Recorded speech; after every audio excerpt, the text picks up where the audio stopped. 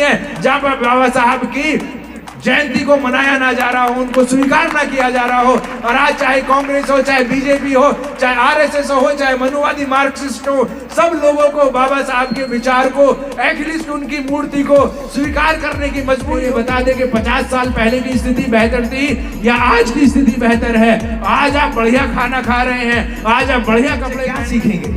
बच्चे वो ही सीखेंगे जो वो सिखाना चाहते हैं। वो सिखाना चाहते हैं कि आप जादू टोना के पीछे पड़ जाएं, आप भूत प्रेत के चक्कर में पड़े, आप स्वर्ग नरक के चक्कर।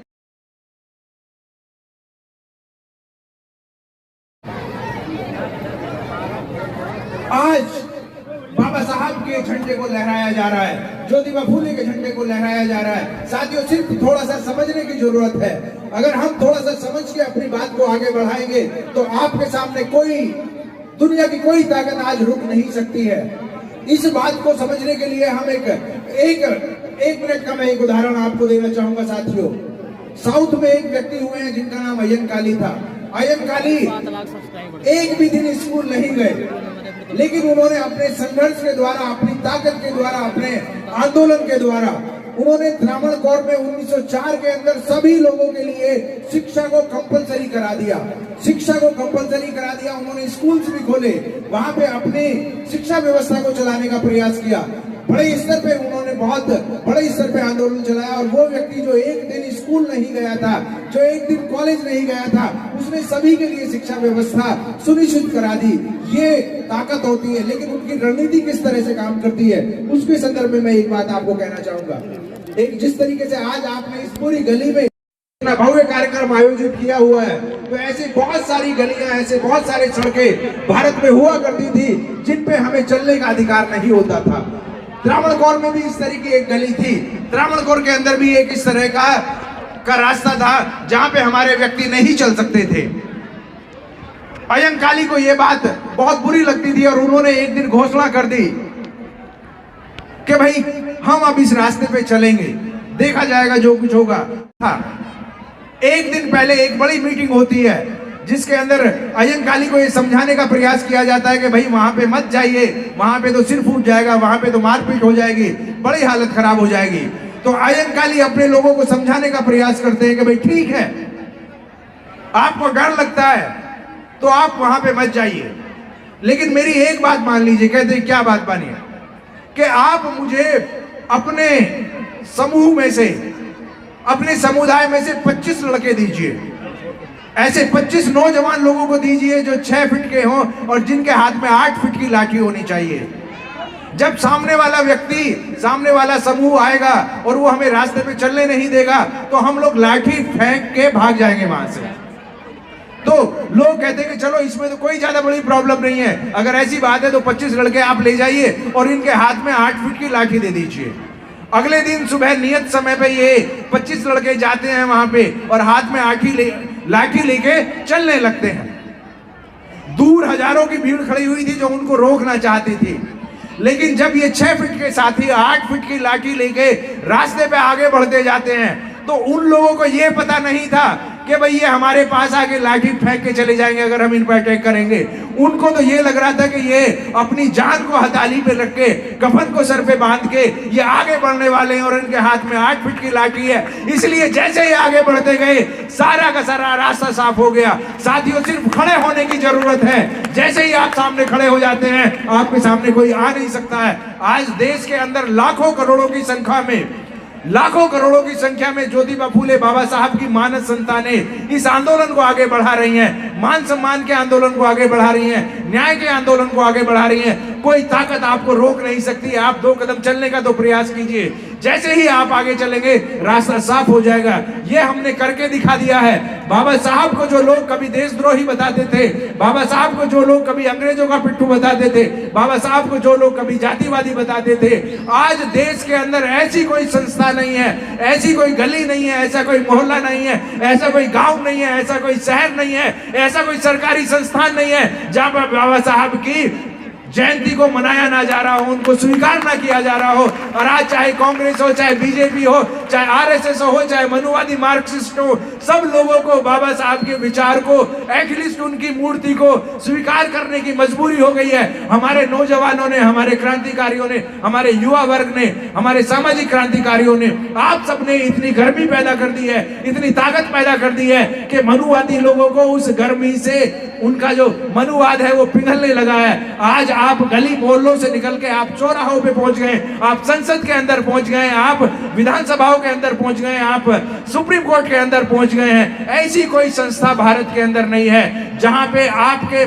समाज के लोगों ने अपनी जबरदस्त उपस्थिति दर्ज ना कराई हो। और यही अम्बेडकरवाद है, यही अम्बेडकरवाद है जिससे मनुवादी थर थर कांपने लगा है। उसके अंदर समझ में आ गया कि अगर भारत में मनुवाद को कोई ध्वस्त कर सकता है तो वो बाबा साहब की संतानें हैं, वो ज्योतिबा फूले की संतानें हैं, वो पेरियार की संतानें हैं। इसीलिए वो आपको लालच देने का प्रयास करता है, इसी वो आपको कई बार बहकाने का प्रयास करता है, इसी वो कई बार आपको डराने का प्रयास करता है। लेकिन साथियों, डरने की जरूरत नहीं है, बहकने की जरूरत नहीं है। छोटी मोटी असफलताएं आती रहती हैं, छोटी मोटी कमियां कमजोरियां आती रहती हैं, क्योंकि समाज बहुत बड़ा है, उद्देश्य बहुत महान है, इसलिए घबराने की कोई जरूरत नहीं है। हमने सैकड़ों ठोकर खाई है, हम हजारों फीट नीचे से निकल के आए हैं, हमने बहुत कुछ देखा है। कुछ लोग कहते हैं कि मनुवाद हावी हो गया है, मनुवाद के अंदर बहुत ज्यादा ताकत आ गई है। मैं समझता हूं कि ये लोग सही आकलन नहीं कर रहे हैं। जिन लोगों ने 100 साल पहले स्थिति को समझा है, जिन लोगों ने 50 साल पहले स्थिति को समझा है,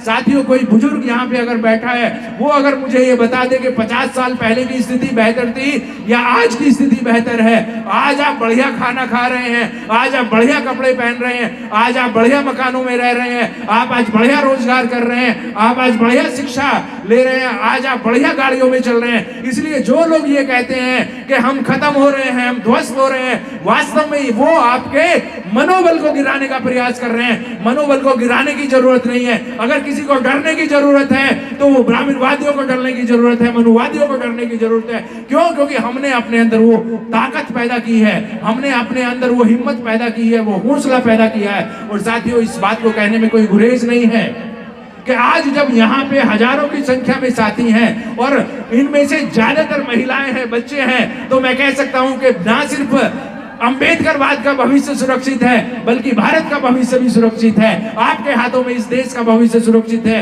कोई ताकत दुनिया की अंबेडकरवाद को धकेल नहीं सकती, उसको पीछे नहीं कर सकती। जो हमारे परिवर्तन का पहिया चला है, जो हमारे सामाजिक क्रांति का पहिया आगे बढ़ा है, उसको पीछे धकेलने की ताकत किसी के अंदर आज साथियों नहीं है। इसलिए नई परिस्थिति में सिर्फ अपने हौसले को बनाए रखना है, अपने बच्चों को ठीक से पढ़ाना है, ठीक से समझाना है, तभी बात आगे बढ़ेगी। एक बात कह के मैं अपनी बात को समाप्त करूंगा कि साथियों, अगर हम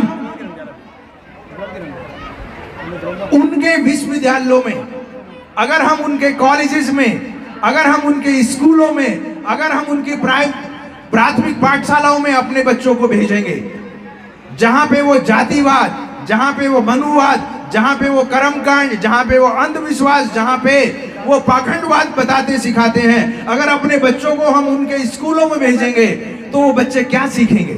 बच्चे वही सीखेंगे जो वो सिखाना चाहते हैं। वो सिखाना चाहते हैं कि आप जादू टोना के पीछे पड़ जाएं, आप भूत प्रेत के चक्कर में पड़े, आप स्वर्ग नरक के चक्कर में पड़े, आप आत्मा परमात्मा के चक्कर में पड़े।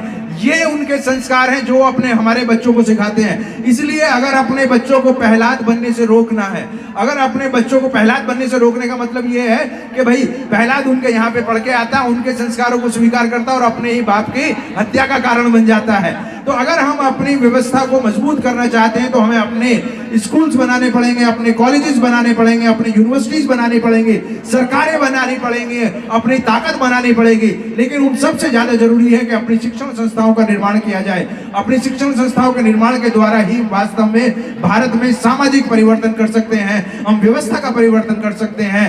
यही बाबा साहब ज्योतिबा फूले और अन्य महापुरुषों की जो जयंतियां हैं, उनके जो विशेष अवसर हैं, उनको मनाने का सही तरीका होगा कि हम अपने यहाँ पे शिक्षण संस्थाओं का निर्माण करें, अपने बच्चों को अपने ना सिर्फ आज के बारे में बताएं कि किस तरह की व्यवस्था है, बल्कि कल के जो पीछे गुजर गया उसके बारे में भी बताएं, और भविष्य में वो किस प्रकार से अपनी ताकत बना सकते हैं, अपने आप को सुदृढ़ बना सकते हैं, उसकी भी व्यवस्था हो सकती है। तो हमारे शिक्षक भी चाहिए, विद्यार्थी भी चाहिए, और हमारे स्कूल कॉलेजेस भी चाहिए। यही हमारे महापुरुषों का, अगर ज्योतिबा फूले, सावित्रीबाई फूले 1848 के अंदर स्कूल स्थापित कर सकते हैं, तो हम आज क्यों नहीं कर सकते हैं? अगर बाबा साहब अकेले होके भारत में हम सब लोगों के लिए संविधान में अधिकार सुरक्षित कर सकते हैं, तो आज हम उन अधिकारों को लागू करते हुए सत्ता को हासिल क्यों नहीं कर सकते हैं? साथियों, ये सिर्फ एक संकल्प की बात है, एक दृढ़ संकल्प की बात है। जिस दिन हम ये दृढ़ संकल्प कर लेंगे, उसी दिन हम आगे बढ़ जाएंगे, हमें कोई ताकत रोक नहीं पाएगी। इन्हीं